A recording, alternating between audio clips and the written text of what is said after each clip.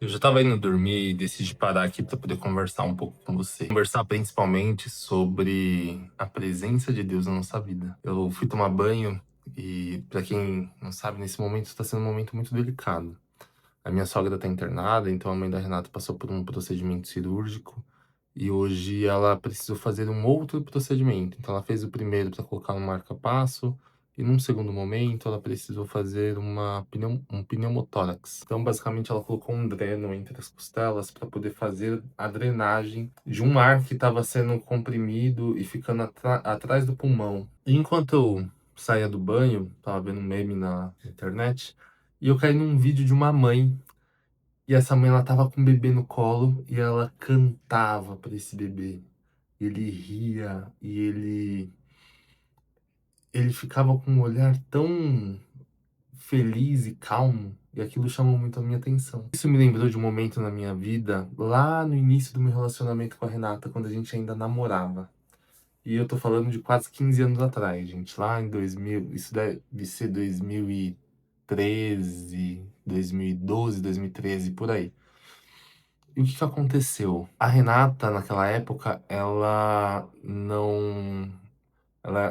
se dizia católica, mas não tinha uma fé tão firmada, tão declarada. E ela me perguntava muito como que eu conversava com Deus, como que eu falava com Deus, como que eu ouvia a voz de Deus. E eu me perguntava naquele momento, devia ter uns 15, uns 16, 17 anos. Eu me perguntava como que eu ia apresentar Deus para Renata.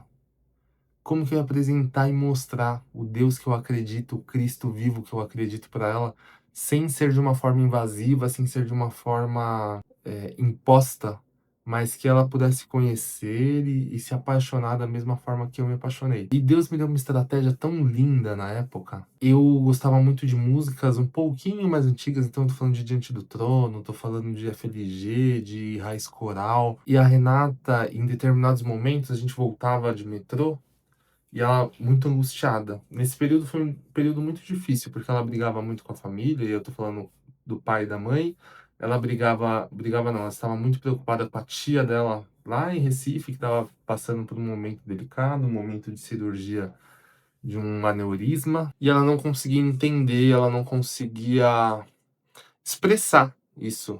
E ela ficava muito angustiada, muito dolorida, muito reprimida. Não só isso, como em paralelo vinham as cobranças de técnico, de entregas, de trabalho, várias pressões externas também. Uma das estratégias que Deus me deu foi de cantarolar. E é isso mesmo que você entendeu, cantarolar. Sabe quando a gente fica com um bebê no colo, que você vê a mãe fazendo um som, mas sem abrir a boca, uma coisa meio só que num ritmo musical, era exatamente a mesma coisa que eu fazia com ela. Eu cantarolava algumas músicas pra ela, alguns louvores pra ela, e aquilo acalmava ela de uma forma que só Deus sabe explicar. Eu lembro de uma vez que, cantarolando, ela foi relaxando, relaxando, relaxando, que ela até deu um suspiro, como se ela tivesse pego no sono. Quem não é de São Paulo não entende muito bem essa logística. A gente levava mais ou menos uns 40 minutos de uma estação que a gente entrava até a outra estação, onde a gente descia. E a gente chegava nesse destino final para poder ir para casa, para pegar o ônibus para ir para casa, por volta das 11h30, 11h40. E naquela época não tinha Uber. Naquela época era só táxi, e táxi era muito caro. O pai dela ainda pegava ela no metrô na maioria das vezes, mas eu pegava um ônibus para poder chegar em casa. Então a gente tá falando de tarde da noite mesmo, de quase meia-noite, e dois jovens ali na luta de tentar fazer algo melhor da vida, estudar, se capacitar.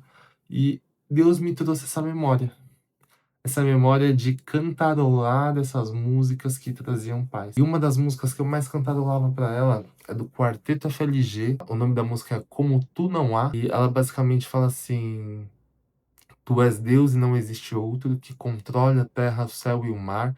És o único que pode dar a vida e tirar. Poder comparado ao teu não há. O teu povo te louva na terra, anjos te adoram no céu sem cessar. E isso ia acalmando, porque eu cantava, lógico, no ritmo da música, né? Com isso, me trouxe uma reflexão muito poderosa. O que você tem ouvido? Quais as músicas que você tem colocado na sua casa, que você tem colocado no seu fone de ouvido, que você tem colocado no seu coração. Às vezes a gente tá triste, a gente tá chateado, e a gente vai ficando mais chateado e mais triste, porque a gente ouve a coisa errada. É igual eu tô com um baita problema, e eu vou pra contar pra aquela pessoa, e a pessoa fala: é ruim mesmo, né? Ah, vai piorar". Pô, mas como assim vai piorar? Como assim vai piorar? A reflexão é: gente, tome cuidado com aquilo que você ouve, com aquilo que você coloca no seu coração, com aquilo que você coloca no seu fone de ouvido, com aquilo que você acredita, com aquilo que te cerca. Isso é muito poderoso. Lá em 1 Samuel 16:23 fala que quando Davi tocava a harpa, o espírito mau que atormentava Saul saía de Saul. Então a música, ela tem um poder. Ela tem uma frequência e ela pode sim te acalmar e te dar respaldo e o alívio que você tanto busca. E às vezes você tá buscando, mas tá buscando no lugar errado. E para vocês entenderem, tá? Eu nunca tive um incentivo dos meus amigos em namorar alguém que não era da igreja. E mesmo assim eu namorei. Eu sei o quão difícil foi essa jornada, e não tô falando que é fácil, tá? Mas hoje a minha esposa é uma das pessoas que mais ama a Cristo que eu conheço. Ela conversa com Cristo de dia e de noite, ela ora, ela faz jejum, ela faz devocional. Ela é uma pessoa que me levou para mais perto. Então, peça a Deus, apresente a Ele, tenha as estratégias corretas e busque aquilo que vai te dar paz.